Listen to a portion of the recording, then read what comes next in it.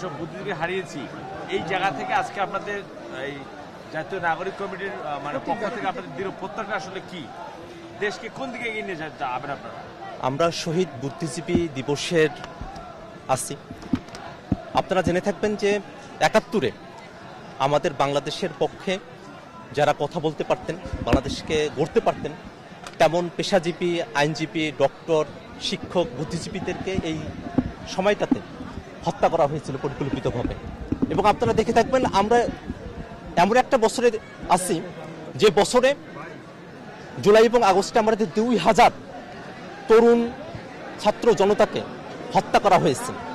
এই হত্যা করার পেছনে একটাই মোটিভ ছিল, তা হচ্ছে যাতে বৈষম্য বিরোধী যে স্লোগান, সমতার যে স্লোগান, বাংলাদেশকে সামনের দিকে এগিয়ে নিয়ে যাবার যে স্পিরিট, সেটাকে যেন দমিয়ে রাখা যায়।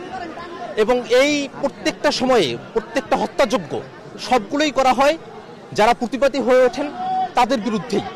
তো সেই জায়গা থেকে 14ই ডিসেম্বর আমাদের কাছে আরও বেশি গুরুত্ব বহন করে। আমরা মনে করি আমাদের একটা দীর্ঘ লড়াই আছে। বাংলাদেশের বুদ্ধিজীবী অঙ্গনে অনেকেই আছেন যারা গোটা 15টা বছর ধরে এই ফ্যাসিবাদী শাসনামলকে তারা বৈধতা দিয়ে গেছেন। আমরা আজকের বুদ্ধিজীবী দিবসে তাদেরকে আমরা ঘৃণা ভরে প্রত্যাখ্যান করি। আমরা মনে করি বাংলাদেশের যে লড়াই, বাংলাদেশের ইতিহাসকে যে আওয়ামীকরণ করা হয়েছে তার থেকে মুক্ত করবার যে একটা বুদ্ধিদীপ্ত লড়াই আছে, সে লড়াইয়ে তরুণরা অলরেডি নিপতিত হয়েছে। আমরা স্লোগান তুলেছি, মুজিববাদ মুর্দাবাদ, ইনকিলাব জিন্দাবাদ। আমাদের তরুণদের মধ্যে মুক্তিযুদ্ধকে আওয়ামীকরণের জায়গা থেকে বের করে নিয়ে এসে এটা যে একটা গণযুদ্ধ ছিল, সেই গণযুদ্ধ করবার লড়াইটা জারি আছে। আমরা মনে করি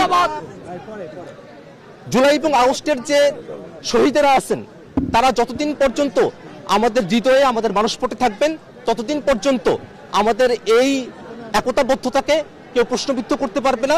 এবং যে ষড়যন্ত্রই করা হোক না কেন, সেই ষড়যন্ত্রকে বাংলাদেশের ছাত্র জনতারা প্রতিহত করবে।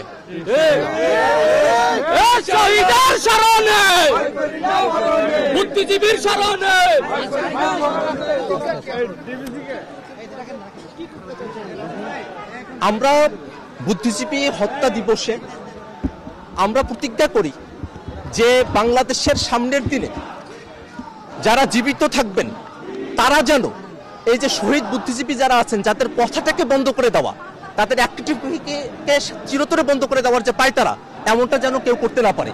বাংলাদেশে যেন ভবিষ্যতে কখনোই কোনো জুলুম নিপীড়ন না আসে, কখনোই যেন পাকিস্তানি শাসনের মতো বদ্ধ শাসন না আসে, ফ্যাসিবাদী শাসনের মতো বদ্ধ সময়টা না আসে। এটাই আমাদের প্রতিজ্ঞা।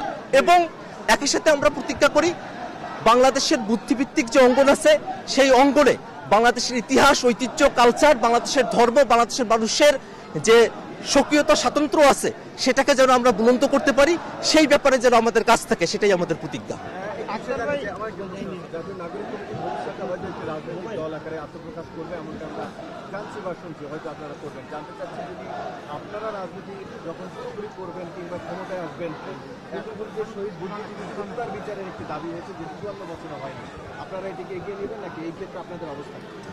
আমরা বরাবরই বলে এসেছি, ৭১-এর গণহত্যায় যারা পার্টিসিপেট করেছে, যারা সেই সময়টাতে গুলি চালিয়েছে, সহযোগিতা করেছে, তাদেরকে যেন বিচারের আওতায় নিয়ে আসা হয় এবং সেটা নির্মমভাবে। আওয়ামী লীগ তার শাসনামলে একটা পাতানো বিচার ব্যবস্থা তৈরি করেছিল। সে পাতানো বিচার ব্যবস্থার অনেকগুলো লুফলস আপনারা খেয়াল করেছেন। আমরা চাই কোনো লুফলস না থাকুক, সঠিকভাবে ৭১-এ বুদ্ধিজীবীদেরকে যারা হত্যা করেছে তাদের বিচারটা করা হোক। আমরা এটা ইতিহাসের পুঙ্খানুপুঙ্খ তথ্য নিয়ে সঠিক তথ্যের ভিত্তিতে বিচারটা করা হোক। আওয়ামী লীগের পাতানো বিচার ব্যবস্থার মতো কোনো বিচার না হোক।